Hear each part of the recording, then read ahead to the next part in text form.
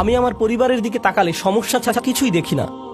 আমি শুধু দেখি এই মানুষগুলোর কারণে আমার জীবন এতটা কঠিন, তারা এটা করেছিল, সেটা করেছিল, অমুক তমুক করেছিল। আপনার মাথায় সব সময় তাদের বিরুদ্ধে অভিযোগের তালিকা ঘুরতে থাকে, যেন আপনার মাথায় এর বসবাস। সর্বদা কল্পনায় বারবার ঝগড়ার সময়টাতে ফিরে যান। আমার এখনো মনে আছে তুমি কি কি করেছিলে, আমার এখনো মনে আছে তুমি কি বলেছিলে। তাদেরকে আপনি ওই ঘটনাগুলোর আলোকেই বিচার করেন। এখন আপনি তাদের দেখেন আপনার সমস্ত কষ্টের মূল হিসেবে। তারা এখন এতটুকুতেই সীমাবদ্ধ হয়ে গেল। এটাই হলো বাতিল। যদিও তারা আপনাকে কষ্ট দিয়েছে, এর পেছনে রয়েছে আল্লাহর নিয়ামত। আপনাকে অবশ্যই সেই নিয়ামত আবিষ্কার করতে হবে।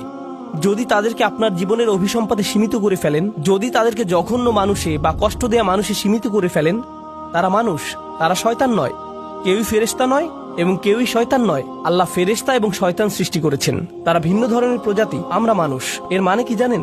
আমরা কখনো ফেরেশতার মতো ভালো কাজ করি, আবার আমরা কখনো শয়তানের মতো মন্দ কাজ করি। আমরা মানুষ, তাই কারো ভালো কিছু দেখে আপনি কখনো বলতে পারেন না এই মানুষটা শুধু ভালো কাজ করে। একইভাবে কারো মন্দ কিছু দেখে আপনি বলতে পারেন না এই মানুষটা শুধু মন্দ কাজ করে। এখন আমরা মানুষকে সীমিত করে ফেলি, বিশেষ করে আমাদের পরিবারে শুধু তাদের ভুল ত্রুটিতে সংকুচিত করে ফেলি, আর শুধু ওই ভুলগুলো দিয়ে তাদের বিচার করি। তখন আমরা একটি মিথ্যা বাতিল ভাবমূর্তি তৈরি করি তাদের সম্পর্কে। এর মাধ্যমে আমরা আসলে আল্লাহর একটা নিয়ামতকে অস্বীকার করছি। আপনি তাদের মাঝে ভালোটা লক্ষ্য করছেন না, কৃত ভুলগুলো কাটিয়ে উঠে ভালো হওয়ার সম্ভাবনাটা আপনি লক্ষ্য করছেন না। মানুষের পরিবর্তন সম্ভব, মানুষের উন্নতি সম্ভব, তাদের বিকাশ সম্ভব, কিন্তু আপনি বাতিলে বিশ্বাস করা শুরু করলেন। আর আল্লাহ এই ধরনের বাতিলের বিশ্বাসটাকে এই আয়াতে তুলে ধরেছেন। সুবহানাল্লাহ, অবিশ্বাস্য ছোট্ট একটি আয়াত, কিন্তু এটি পাল্টে দিয়েছে যেভাবে আমি নিজেকে দেখি, এবং এটি পাল্টে দিয়েছে যেভাবে আমি অন্যদেরকে দেখি। আমি এখন আর এই ধরনের কথাবার্তা সহ্য করতে পারি না। ও তোমার অমুক আঙ্কেল, ওনার কখনো পরিবর্তন হবে না। তোমার চাচাতো বোন, সে সবসময় এমনই থাকবে। এই মানুষগুলো আমি জানি, তুমি জানো না। আমার বাবা, ওনার ব্যাপারে আশা করে কোনো লাভ নেই, একেবারে আশাহীন।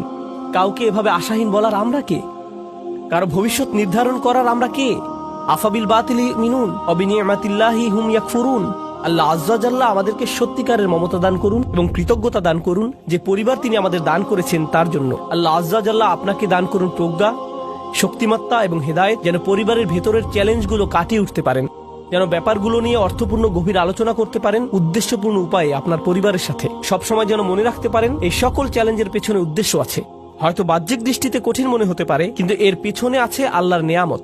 আল্লাহ আজ্জা ওয়া জাল্লা আমাদেরকে ওই নিয়ামতটা দেখার সুযোগ দান করুন, এবং যেন কখনো এটা অস্বীকার না করি। আল্লাহ আমাদেরকে তাদের অন্তর্ভুক্ত না করুন যারা মিথ্যা দোষারোপ করে তাদের প্রিয়জনদের যে ভুলগুলো তারা করেছিল তার জন্য, আর আমরা তাদের উপর তা আরোপ করি, আর তাদেরকে সেটা নিয়ে চিরকাল বেঁচে থাকতে হয় আমাদের ভুল অভিযোগ আরোপ নিয়ে।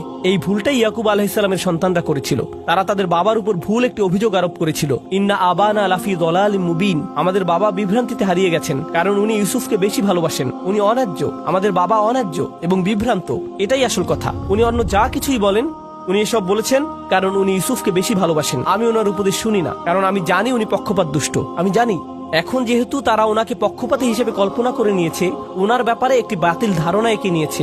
একই কাজ আমরাও আমাদের পরিবারের সদস্যদের সাথে করতে পারি। আমরা তাদের শরীরে একটি বাতিল স্টিকার লাগিয়ে দিতে পারি। এখন তারা যাই বলুক এগুলোর কোনো অর্থ নেই, কারণ আমরা ইতিমধ্যে মেনে নিয়েছি তাদের সব কথা সেই একই ভুল জায়গা থেকে এসেছে। তাই আমি দোয়া করি পরস্পরের প্রতি এমন করা থেকে আল্লাহ আমাদের রক্ষা করুন এবং আমাদের পরিবারগুলোকে একত্রিত করে তুলুন। আল্লাহ আমাদেরকে সাহায্য করুন যেন কাটিয়ে উঠতে পারি এবং সুস্থ হতে পারি ওই ব্যথাগুলো থেকে যা আমরা তাদের কাছ থেকে পেয়েছি, এবং তিনি আমাদেরকে যে নিয়ামত দান করেছেন তার জন্য যেন সত্যিকার অর্থে কৃতজ্ঞ হতে পারি। বারাকাল্লাহু লি ওয়া লাকুম ফিল কুরআনিল হাকিম ওয়া নাফা'নি ওয়া ইয়্যাকুম বিল আয়াত।